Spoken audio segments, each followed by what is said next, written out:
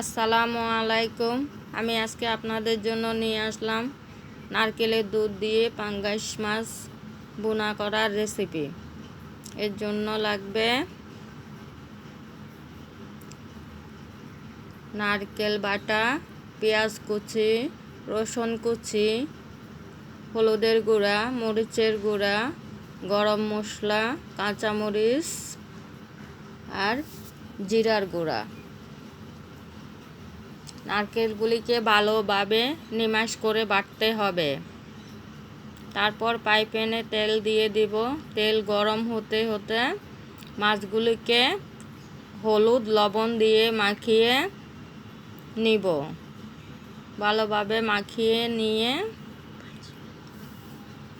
5 minute রেখে তারপর ভেজে নিব।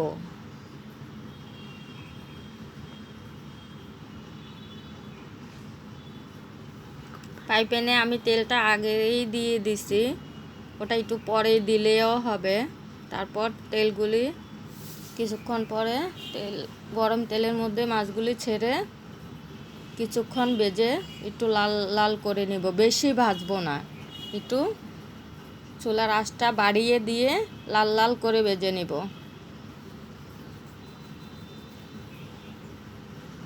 এই নারকেলের দুধ দিয়ে পাঙ্গাস মাছের ভুনার রেসিপিটা করে খেয়ে দেখবেন, খুবই ভালো লাগবে।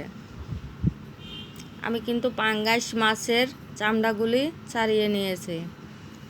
এবার ফ্রাই প্যানের মধ্যে তেল দিয়ে তেলের মধ্যে একটু বেশি পরিমাণে পেঁয়াজ কুচি দিয়ে দিব, বড় 2টা রসুন কুচি দিয়ে দিব।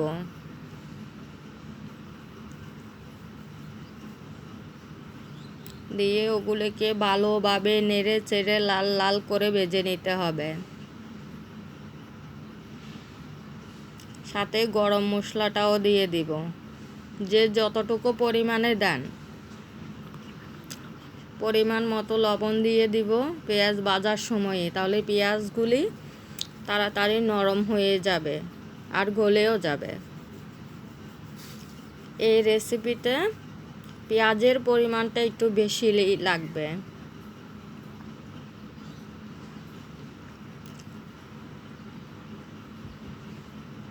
পেঁয়াজটা লাল লাল হয়ে ভাজা হওয়ার পরে অল্প একটু পানি দিয়ে দিব গুঁড়া মশলাগুলি মেশানোর জন্য।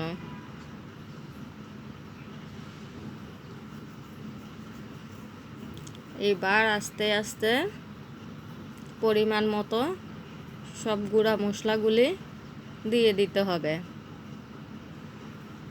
নারকেলটা যেহেতু মিষ্টি, তাই আমি জালের পরিমাণটা একটু বেশিয়ে দিব। আপনারা আপনাদের মতো পছন্দ অনুযায়ী জাল দিবেন। আমরা জাল একটু বেশি পছন্দ করি, তাই আমরা একটু জালটা বাড়িয়ে দিব।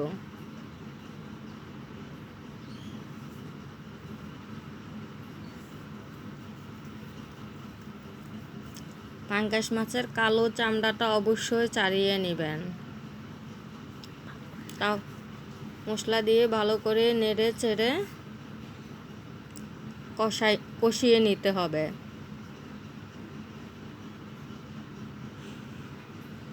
তারপর যখন নাড়াচাড়া করতে করতে এরকম কষিয়ে এসে লাল লাল হয়ে তেল উঠবে, তেল উঠতে উঠতে তারপরে আমরা বাকিটা দিব।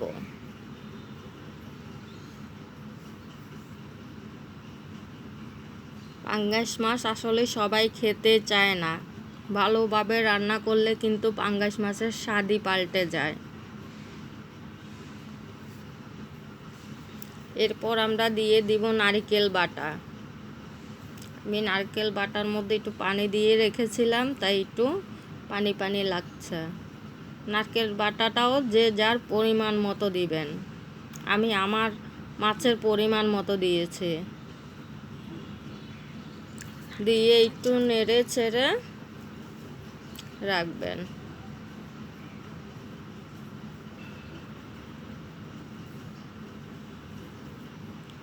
তারপর ঢাকনা দিয়ে 5 মিনিট বা 7 মিনিটের জন্য আমরা রেখে দিব, কারণ যার যত মশলা তত বেশি সময় তো লাগবেই।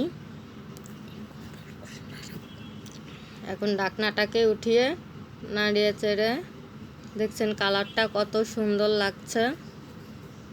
এই নারকেলের পাঙ্গাস মাছ খেতে যে কিন্তু অনেক ভালো লাগে, আপনারা অবশ্যই ট্রাই করে দেখবেন।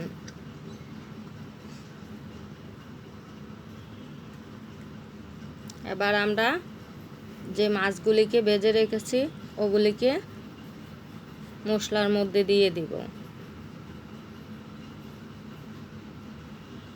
এই মাছ বোনাতে আমি টমেটো ব্যবহার করব না, কারণ নারকেলের তরকারিতে টমেটো ব্যবহার করতে না করলেই ভালো।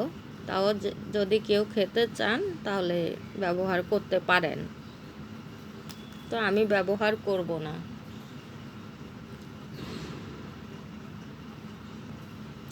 মাছগুলিকে উল্টে পাল্টে আবার একটু পরিমাণ মতো পানি দিয়ে দিব।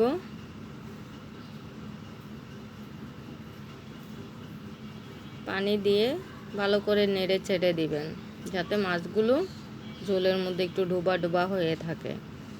তারপর ঢাকনা দিয়ে কিছুক্ষণের জন্য রেখে দিব মাছগুলি হওয়ার জন্য।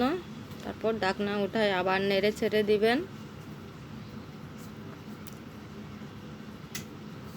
এরপর দিয়ে দিব কাঁচামরিচ, যে যার পরিমাণ অনুযায়ী কাঁচামরিচ দিতে পারেন।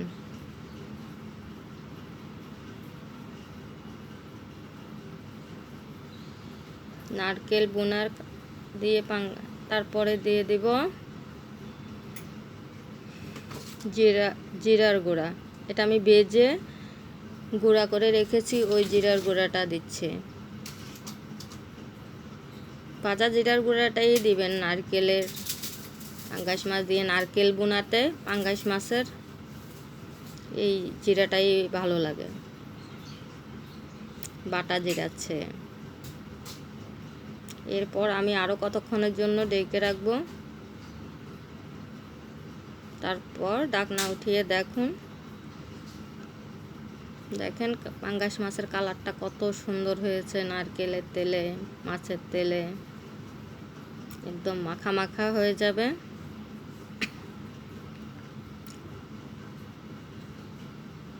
মাখা মাখা হয়ে একটু তেল উঠে আসবে। এরপর বাটিতে বেড়ে পরিবেশন করে গরম ভাতের সাথে খাবেন। গরম ভাতের সাথে এটা খেতে খুবই ভালো লাগে। এই বলে আমার রেসিপি শেষ করতেছি। আসসালামু আলাইকুম।